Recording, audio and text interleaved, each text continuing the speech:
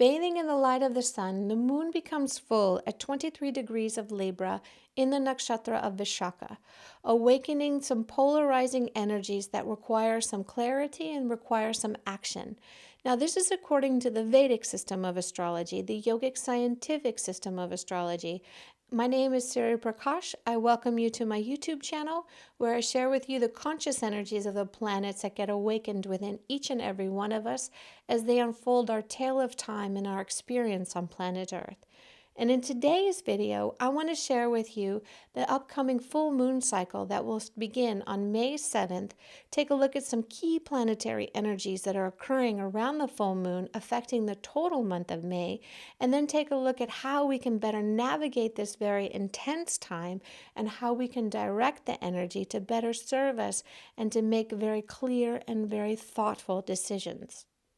The month of May presents some pretty profound shifts astrologically, as we have three key planets, Saturn, Jupiter, and Venus, currently stationing and will go in a retrograde motion within a week of the full moon.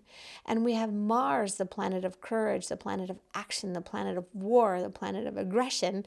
He just moved into the sign of Aquarius. And from a Vedic perspective, when Mars moves into the sign of Aquarius, it's not such a great thing, because he's moved out of his state of exaltation, his very high power point, and then he's moving down into a lower station.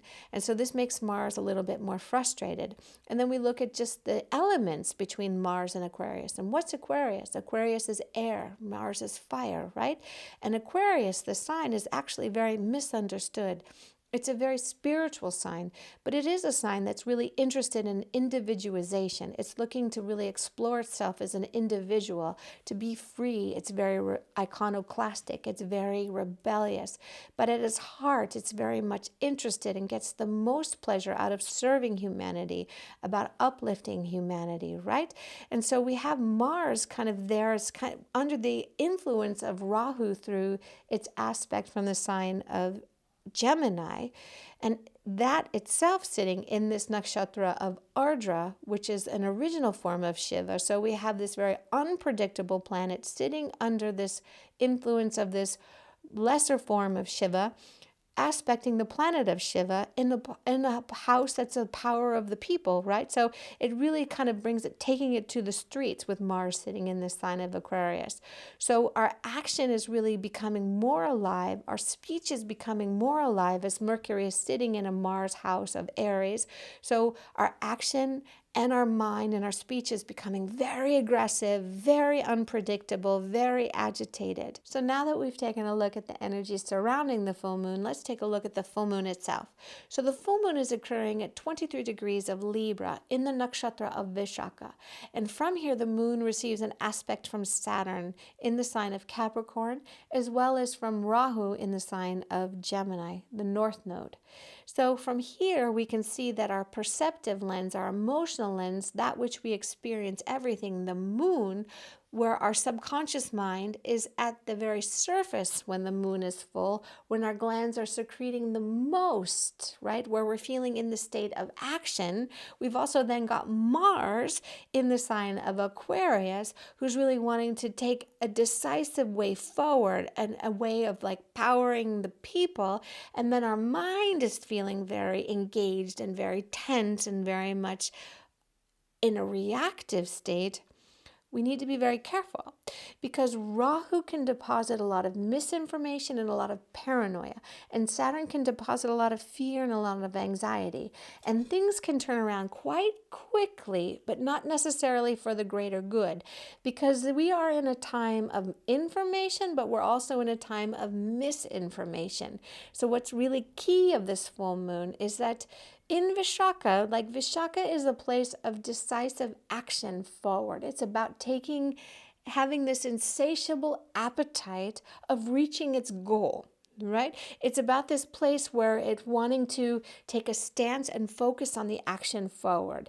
It's about where it's ruled by Indrani, so it's this dual god. So Indrani, so Indra and Agni. So this is water and fire. So these opposite elements, right? And it's about creating this connection of putting this puzzle together. It's not just the connection of people, but also like connecting the dots and creating the connection of this aha, I got it. Like it can come very clear to you, but only when you receive this clarity of this aha is when you stay very seated in the center of yourself, in your heart, this place of 108 suns where you have the highest octave of intelligence.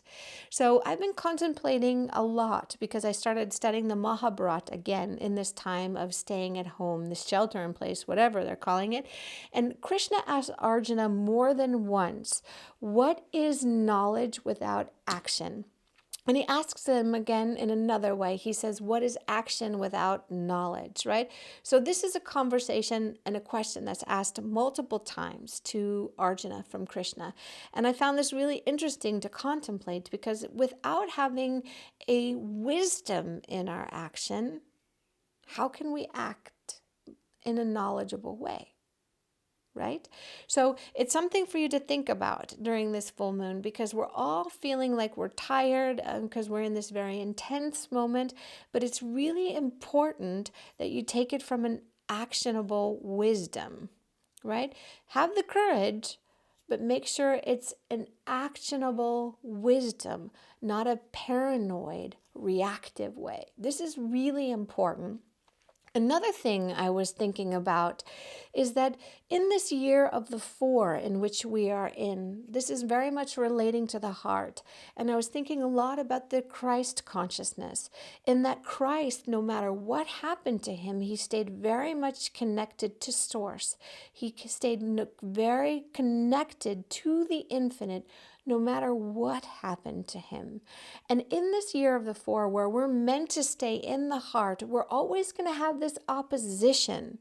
Because what's the opposition of being in the heart? It's fear. So we're getting this communication and this broadcast of fear, fear, fear, fear, fear, fear, where we actually really need to stay in the heart.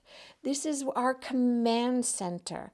We need to stay in the heart, So we have courage.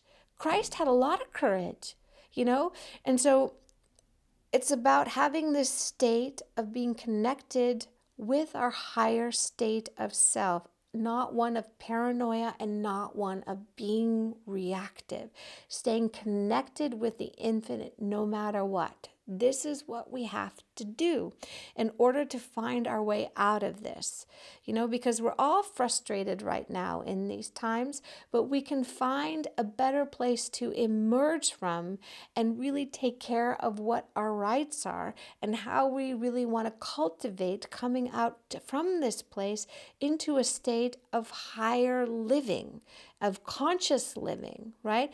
But we need to do it not from a reactive state because we could really shift our experience and the result of it, right? So what's really important for us in this time of this full moon cycle is to remain anchored in our heart, to learn how to react but not react, right? So that we're acting in a state of wisdom.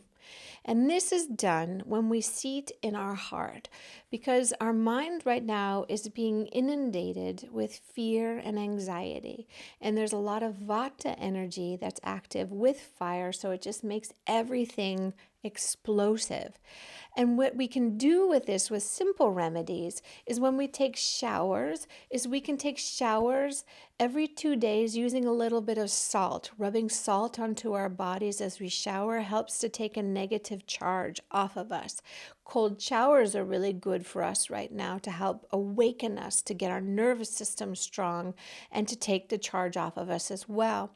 We can also use oil on our feet. This helps to take the energy down from our head and take it out from our bodies. So a simple little foot massage with some oil before you go to bed, and then put some socks on so you don't oil up your sheets, This will also help a lot with taking this charge out and this fireness out of us and this fear out of us.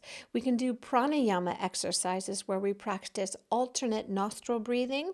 And this also helps to regulate our mind and regulate our heart so that we can take decisions that are based in wisdom, taking fully informed decisions, not ones that are just based in reaction, right? Because again, this is the year of the 4.